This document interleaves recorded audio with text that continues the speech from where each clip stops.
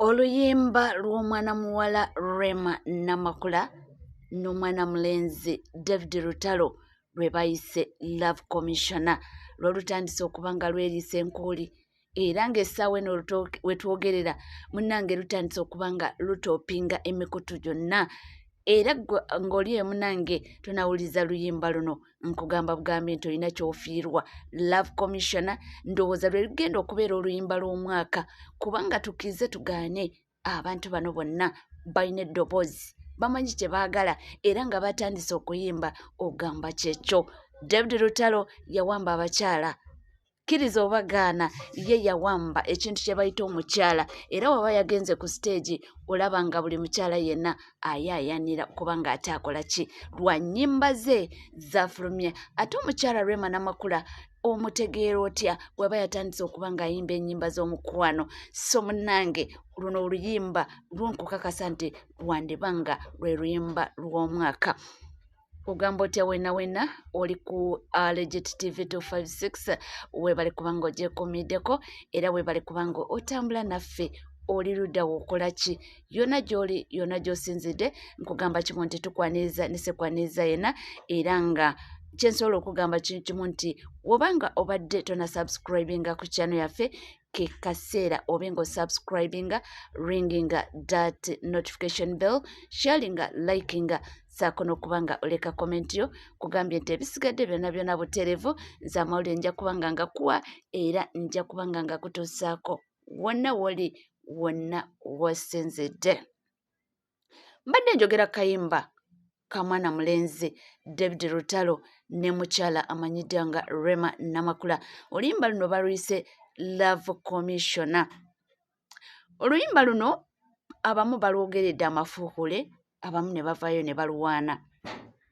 Abamu bagamba luyimba lusuufu ate abamu bagamba nti omukulu David Lutalo mbu paati ye mbu teyayimba buyimbi mbu kuggyako yakubirangamu enduulu era abamu batuuse n'okugamba nti oba oliyaawo paati eya David Lutalo mbu bagiggyemu ne batuuka n'okuba nga bagamba mwana muwala Rema Namakula nti oba oliyaawo mbu anoonye omuntu omulala gw'alina okuba nga akola naye ate kolabo eyo. Naye gajjukira oluyimba kati lwawedde naye nga simanyi oba lwani anti omanyi ebintu bino ebya kolabo waliwo gwe bagamba waliwo omuntu omu ayinza okugamba nti nyina oluyimba tulukole kolabo oba bonna ne batuula buli omu n'aba ng'aleeta vaasi ye awo simanyi naye nga kyenjogala okukakasa nti oluyimba lwo lulungi era lunyuma era abamanyi omukwano lwo lugendera ddala luli kubanga likutte abantu omubabiro. Obuzibu buli nti kyensobola okugamba nti waliwo abamu bagamba nti oluyimba lwandibadde lulungi mbu naye paati ya David Lutalo mbu teyanyuma nga we nkugamba nti ekiwoomera amatama abiri ekimpoomera tekikuwoomera ggwe ate kiwoomera ggwe nange kiyinza obutampoomera. So waliwo abagamba mbu oluyimba lusuufu mbu naddala wotuuka ku paati eya Rema Namakula naye mbu wotuuka ku paati eya David Lutalo mbu vaasi ye teyanyuma mbu yawoogaaniramu nnyo mbu ne lulwanga terukutteeyo. Abamu ne batuuka okugamba nti oluyimba luno lubadde lulungi nti naye nze lwakuba omusajja gwe yakola naye kolabo simumatira.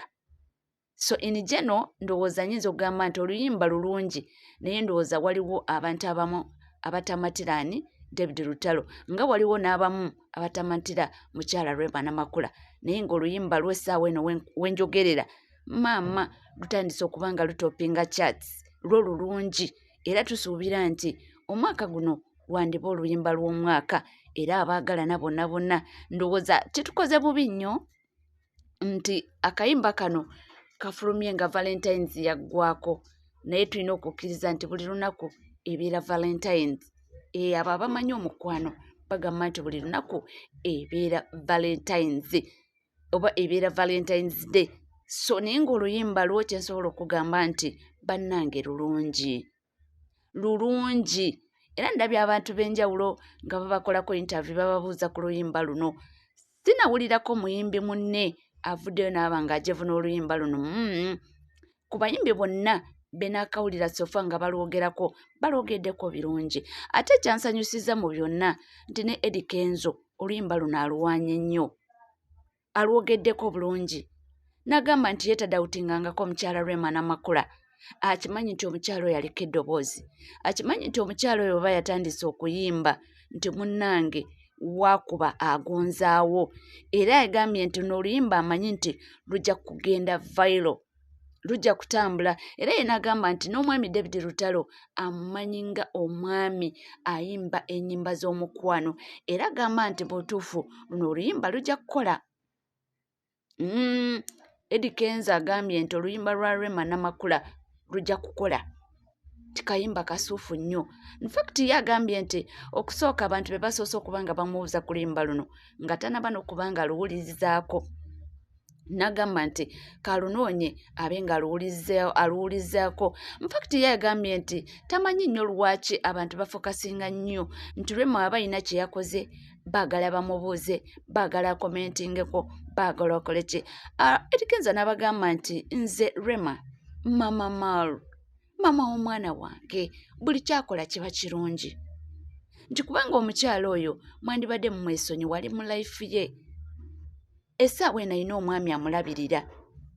Nti era nze essaawa eno mulaba nga Mama Amal, ne mulaba ng'omuyimbi ffenna gwe tuli naye mu music industry, ne mulaba nga omuntu oyo omukyala agezezaako okubanga inspiring abakyala bangi okwekolera, tikubanga mu mazima ti Mama Malu mukyala bukozi, era Mama Malu si omukyala gw'obuusa amaaso, nti ebintu bye abikola. So agambye nti oluyimba lw'olulungi terulinaako doubt. N'agamba nti oba oliawo waliwo abaludawutinga nti naye ye ng'omuntu ye nga Eddie Kenzo agamba nti oluyimba talulinaako kizibu, era alabira ddala nga lujja kukolera ddala era lujja kutoopinga charts ez'enjawulo.